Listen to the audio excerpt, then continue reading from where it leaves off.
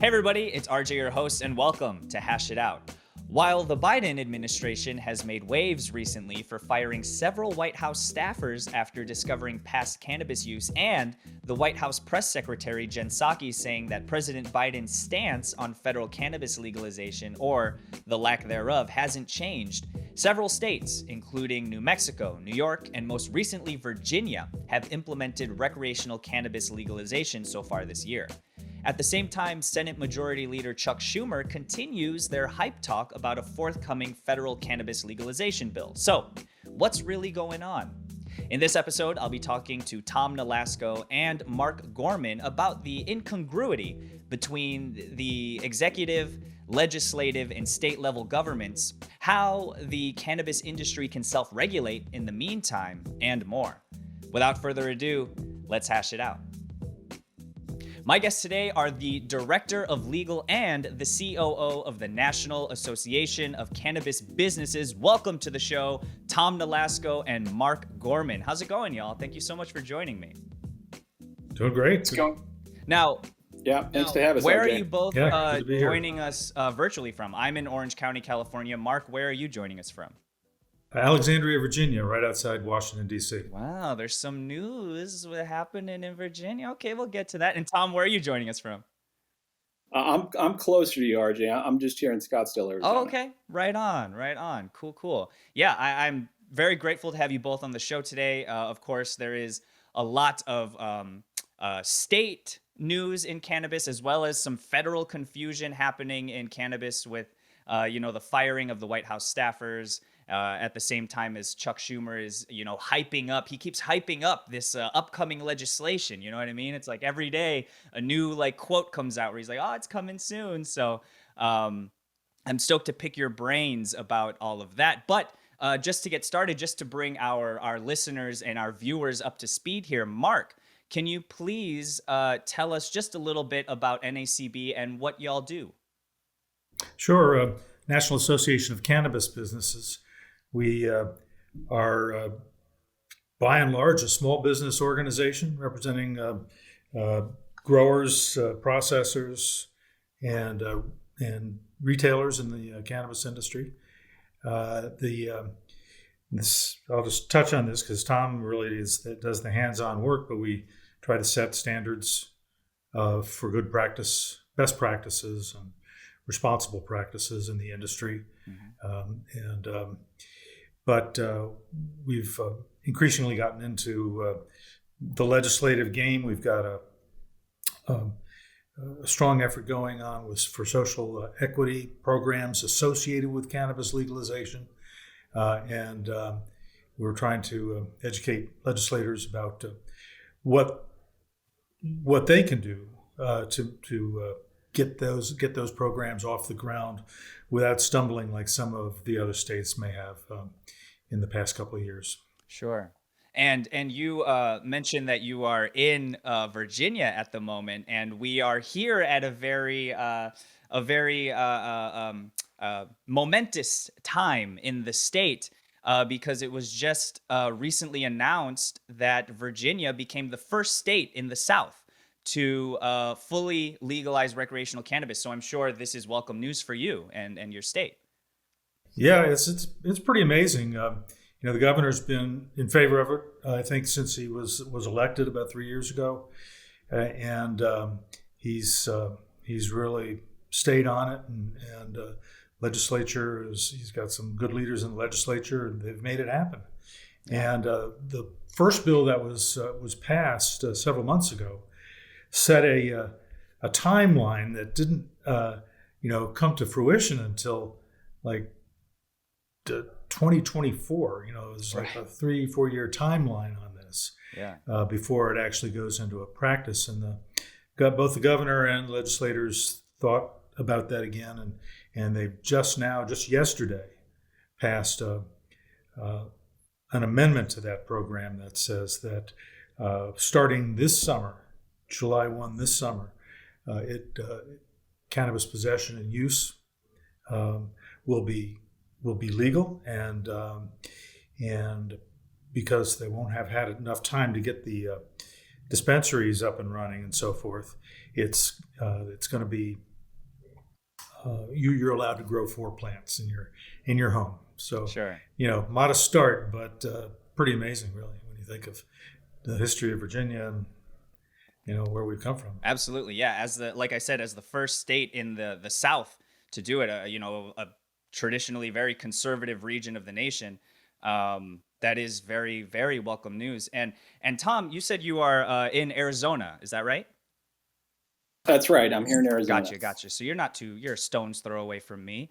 Yep. As the director of legal at NACB, what do usually your duties entail? I'm sure both you and Mark alike, you guys both wear very many hats over at NACB. So just boil it down for me if you could. Sure. So what Mark said is one of the things we do, like any good trade association or SRO, is we create the standards or best practices in the industry. And the reason we do that is, especially in an industry like cannabis, where there's so much rapid growth and modification and change, legislators and regulators really can't keep up with it in the same way that we're a lot more nimble. We have a lot more access to experts, members, and we can do a better job of trying to harmonize what's happening across the different states when we have it fractured like we do. And the goal is to create a standard or best practice that's a high standard. And the goal is for our members and really for the industry at large is to increase the professionalism and legitimacy of what we're trying to accomplish. Because we're trying to influence the legislators when that legislation does come down, is if we're facilitating, we can show that we're using these practices and our members are doing that. That will influence the regulations and hopefully lessen the burden when it does come down.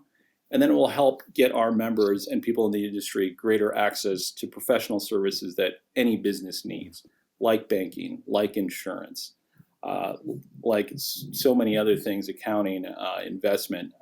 And so that's really the goal. As director of legal, I help create those standards. And then like Mark, we work with a lot of state regulators, a lot of state legislators when they're trying to roll out legislation. I mean, we also put out, it's not really a best standard or practice, but we put out social equity guidelines. We've had folks consulting Mark and I on what some of this means, how some of that operates. And we've consulted with states like New York and Wisconsin, Arizona, Denver, when they came out with their social equity guidelines. So that's, there are many different hats, but that kind of puts some of what I do in a nutshell. And that must be a particularly unique challenge from state to state. Again, with we still don't have, of course, federal legalization or legislation here in the United States for cannabis retail. So what is it like, forming these, I guess, sort of like bespoke regulations per state? Like what is that challenge like for you? Pretty steep, pretty steep. Especially depending on the topic that we're doing. One of the topics that we're trying to tackle and standards going forward that I know the board is excited about is a delivery standard. Sure. So when you're looking at something like that, there are only a handful of states that are actually doing it. Probably less than that have actual regulations around it. And then when we're studying it state to state and breaking it down, there's different regulations. And our goal is to try and create what we think are the best standards or the highest standards between the states, and then promoting that. And then our process is, I can't just do that alone. We have hopefully members that are experts in the area that we consult with and collaborate with to create that. Mm-hmm. And then we have 2 or 3 calls where we get comments on it, get feedback, and there's obviously different iterations of it that go forward. So again, depending on what the topic is, it can be very challenging, as it is for our members, as it is for license holders that are MSOs, multi-state operators, trying to grow their business. There's no standardization, a lot of costs going forward, and they've got the same challenges that we do. Yeah, and it it does kind of seem like federal focus approach to cannabis legalization might be a good way to address some of these varying regulations per state. With the incoming Biden administration, there was some sort of a I guess, sort of a resurgence in hope when it came to potential cannabis legalization, but we are now noticing a few months into the administration that there seems to be a little bit of reluctancy there still, and it's sort of caused a whirlwind of confusion. You know, there was that headline that came out about the White House staffers being fired after previous cannabis use, whereas at the same time, you know, Senate Majority Leader Chuck Schumer keeps hyping up this upcoming cannabis legalization bill, to which White House press secretary was asked about Biden's support and sort of said that, you know, his stance hasn't changed. He's very much a proponent for decriminalization, but not necessarily legalization. But then at the same time, you have states like, again, Virginia in the South and New Mexico and New York, both or all implementing their own legalization. So there seems to be a lot of moving parts, a lot of maybe incongruencies, a lot of, you know, conflicts there. So, Mark, what is your perspective on just everything going on the federal level right now? Well, it's shocking, isn't it, that Sure. 535 members of Congress and a whole city full of regulators don't come to this of one mind. Right. But that's the way it is. Right.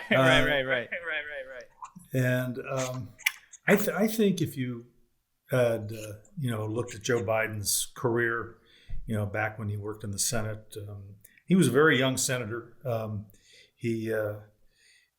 He's had a reputation as being kind of a hardliner on crime and drugs. Mm-hmm. So he probably comes to that partly from his family experience with his own son being, way over the top addict. Sure.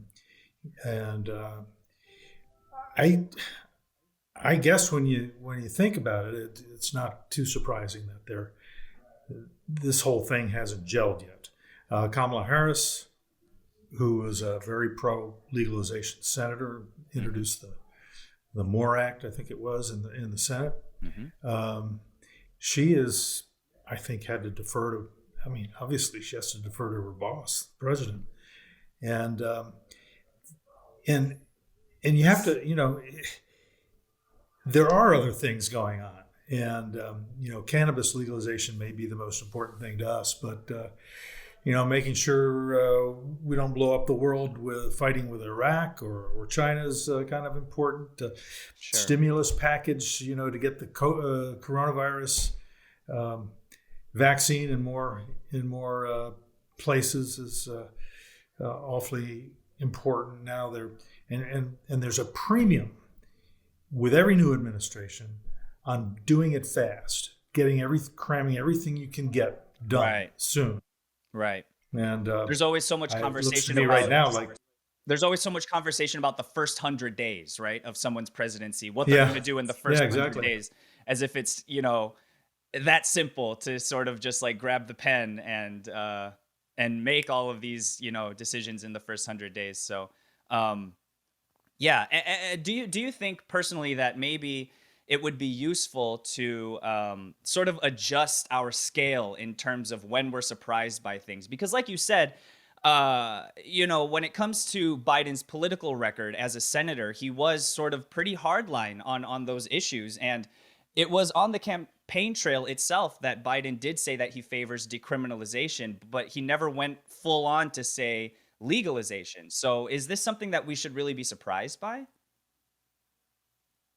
I think maybe in retrospect, we were a little overly optimistic, especially with the vice president being so pro and so many of the Democratic senators and congressmen having been very strongly in support. I think it's a letdown for sure. Mm-hmm. But it's probably shouldn't be surprising. There is only so much they can do. There's only so much they can, I'm not even sure how many votes they have for federal legalization, and that's always part of how they calculate the priorities. Right. What can we get passed? And I suspect that almost all Democrats would support it. I suspect that you got a handful of Republicans that would support legalization, but I don't know that anybody's ever counted the heads. Right. And let me ask you, Tom, because I guess my question is, what can be done in the interim? Then, a unique perspective that was brought to me before we recorded here was the idea of perhaps self-regulating in the meantime, because clearly the Biden administration has sort of a different agenda, very much clashing with what states are choosing to do and what the population supports in this country. So what are your thoughts on, self-regulating in the meantime, and then sort of handing off a playbook to regulators when that time does come? Do you think that's something that could be plausible? Yeah, well, yeah. I mean, that plays right into what we do, the NACB does as an organization, all SROs, and that's frankly what we've been doing the past 6 or 7 years as state legalization is rolled out. And part of our mission is, listen, we on our own, because we're more nimble, will create these best practices, these standards that we should be following. And then, yeah, when the time comes, and that's what Mark and I do, and we consult with the different state legislators, is here's some suggestions, here's what works, here's what keeps people safe, here's a smart way to go about it. And we have to continue self-regulating and continue to evolve our own standards and create new ones. And that will help facilitate, not only, I think a lot of the popular opinion is in favor of it, but it will help the legislators with their own constituents in trying to move this forward. But just going back to Mark's comments and what we have playing out here on the federal level, I mean, to me, this is probably the closest we get in the industry to like the royal family drama that's going on between Prince Harry and Markle and the royal family, because we have a lot of dynamics at play and some inconsistencies, within their own party, their own Democratic ruling party. And I've kept up with this because it's fascinating to me. Listen, when you look at any politician and their past, which is well documented now, you'd be really hard pressed to find anyone that's a pro reformer now, pro legalization, that doesn't have in their past some record of being tough on crime, and there's inconsistencies with everyone. Even with, when we're looking at the three players involved here, Schumer, Harris, and Biden, I mean, even with Chuck Schumer, right? Sure. I mean, back in 2004, he won something called the Guardian Award for Drug-Free America. And he was very anti-drugs, war on crime, until apparently he took a trip to Denver, and then, he's changed and evolved since then. But even he still uses the terms decriminalization and legislation kind of interchangeably. Yeah. But he's joined with Cory Booker and Ron Wyden, and obviously Bernie Sanders supports it, and he doesn't want to wait around for Biden. And like you said, the recent events with legalization in New York certainly influenced him. And then there's other side business aspects to this, where I know Canopy Growth, they're poised to invest 150 million in New York for state hemp farms. So that is driving, like it drives a lot of politicians, right? Not only just the polling. And obviously, when Mark talked about Biden's past, and he's one of the proponents for the 1994 crime bill, which led to a lot of the mass incarcerations, where he's now saying decriminalize that. There was an opportunity, as you're following the Democratic national campaign last year, to put legalization on the platform, and he was staunchly against that. So when you're asking, should we be surprised or not? Not really, right? Because even in the 2016 Obama platform, they at least put on there, let's form a pathway to legalization. That at least made it on the path. That wasn't on the 2020. Right. And so you do have kind of Kamala Harris stuck in the middle a little bit. But I don't know, even looking at her past, and listen, she's a political animal, and obviously a very successful one and good at it. And she's following the polling, to the hilt. Her background is because throughout the campaign, the industry was a little split on whether or not she'd actually be a proponent of legalization or not. So the split was, listen, the ones that weren't that optimistic about it, the narrative was, hey, Kamala's a cop. Who is Kamala? She's a career prosecutor. Right. Where in one of the the hotbeds, the ground zero of marijuana, she's a San Francisco DA. And the Republicans used this. They said, listen, she's got almost 2,000 successful cannabis-related prosecutions. Mm-hmm. She had a book in 2008 called Smart on Crime, where she's laying out, listen, the biggest thing that I'm against is nonviolent crimes, especially drug use. And people, so the skeptics were saying, listen, she's a cop. She knows about, she doesn't like drugs. But then, and then obviously, Prop 19, the California initiative where you're at. She's AG. She didn't support that. She was staunchly against it and said, listen, we can't compromise the safety of our communities, our roadways, our workplaces. Then, suddenly the polling changes and the national mood changes. And she does things like Mark said, support the MORE Act. But I'm still a little skeptical. What is her real, how I don't know how disappointed she was to kind of carry the water for Biden in not supporting legalization. That's still a question in my mind. Is if you peel the layers of the onion back, how much does she really truly want to legalize? Right. If the polling wasn't there, in other words, I don't know if she'd be as enthusiastic about it. And this is coming from more of a skeptic. I've got a running bet, RJ, with my colleagues across the country. This is, some of them are 2 or 3 years now. And they said, legalization is definitely happening. I think that's going to be true. The timing of it and whether or not we should be surprised, I'm still skeptical. And the folks I've talked to, because back then I said, it's not happening. The bet was, is it happening within the next 5 years or not? I said, no. And, some of my bets are 2-3 years old now, with the Biden administration. I think my bet's looking pretty safe going forward. Yeah, you might be cashing out pretty soon, man. That's for sure. You're such a pessimist. Well, in that vein, like, are you, what are both of your levels of hope now? I guess that's my last question for y'all. We'll start with you, Tom. With all that being said, and with your running bet, almost, you're close to that cash out date with your bet. Do you have hope that there will be, we will make big steps toward that federal legalization at any point, even if it's outside of your bet range? Yeah, well, and my bet wasn't as specific, and I'm a lawyer, and it probably should have been, because you and I and Mark are using these terms like decriminalization, legalization kind of interchangeably. I mean, there's different facets within that. Biden is claiming that he's for decriminalization, expungement of crimes. I think that happens. Okay. As far as legislation that goes beyond the decriminalization and expungement, and we're talking about now descheduling versus rescheduling, and those are two very different things. Because I think I was just talking to Mark about this the other day.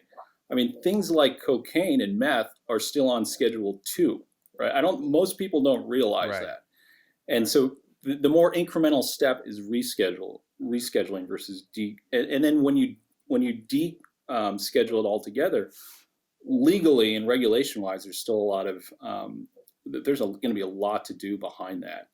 And I know on the SAFE Act, pre-pandemic, when I was talking to the folks really involved with that, there was a big appetite for that. Even among Crapo and the Republican senators at the time, they're poised to really, I think, go through that.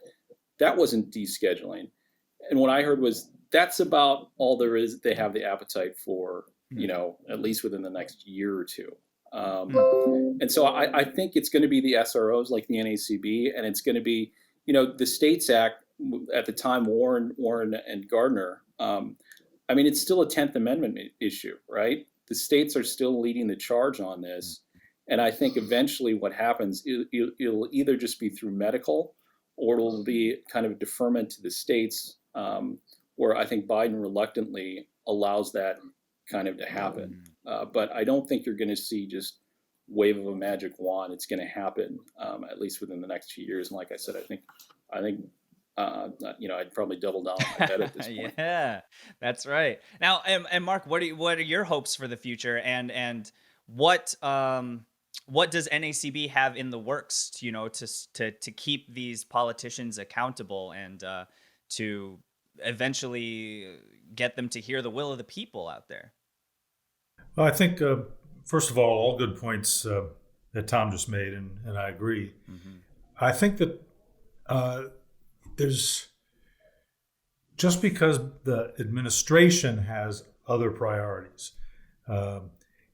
doesn't mean that Senator Schumer, who's the Senate Democratic leader, Mm-hmm. with his and they've got a tie, between it was 50 Republicans, 50 Democrats. It's tough there, but I would expect them. I bet he's talking big, but his state just passed legalization. Cory Booker's state just passed legalization, and I would expect them to go with the will of their people, and try to get something done. Like I said, I haven't seen a head count, but there are a few things that could get done, like the SAFE Act. Sure. Descheduling maybe is something that they could take a shot at that. And I've heard a lot of people say rescheduling is fraught with problems for a lot of reasons, and so the purists are now sticking to the descheduling, taking it off the schedule altogether. Right. We are working, as you can imagine, there are a proliferating number of coalitions in Washington, D.C. Mm-hmm. The latest one is a coalition featuring the Koch yes. the Koch brothers, yes. or one of the Koch brothers, and Snoop Dogg. Yes, indeed. And it's such an unlikely team, but you know what? There's nobody like, I think it's Charles Koch, Mm-hmm. to try to convince some Republicans to support legalization. True. Appeal to their libertarian instincts. Snoop Dogg, of course, brings some celebrity to it all. That's a very interesting thing happening. There's another coalition has formed that has kind of supplanted what some of the other big trade associations have been trying to do over the last few years. We're working with them. That's the U.S. Cannabis Council, and we're in discussions with them about what we can bring to the table. And I think they seem very encouraged by the standards that we've promulgated, and they think that's in a way kind of a missing piece of the puzzle. Sure. To a good legalization effort. So sure. It's nothing like teamwork, and it's not just, you can't just go to Chuck Schumer and get this done. You've got 2 Republican senators in Alaska. You've got 2 Republican senators in Montana and South Dakota, and they've if they're listening to their own constituents, maybe we pick up some votes there. Yeah. So I think I think we need to concentrate on those legislators in the newer states that have legalized, and try to bring their senators and Congress people along with it. Certainly. In the face of the confusion and the conflicting stories with the executive level and the legislative branch, it is it has been very interesting to watch. It has been very sometimes frustrating to hear, but at the same time, I am encouraged that it is in the conversation again, with something that has been kind of tabled over the past 4 years. Just the fact that it's in the conversation again, and it's causing waves, I think, is an encouraging sign for me personally. It's always 2 steps forward, 1 step back. And so, you got to find those pockets of sunshine and that positivity and that progress wherever you can.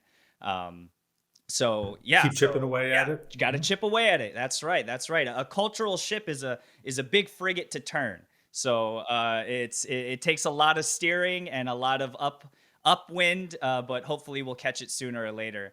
And Mark, Tom, thank you both so much again on such short notice for joining us for this very interesting conversation about all that's happening right now in terms of cannabis in this country. It's a very exciting time.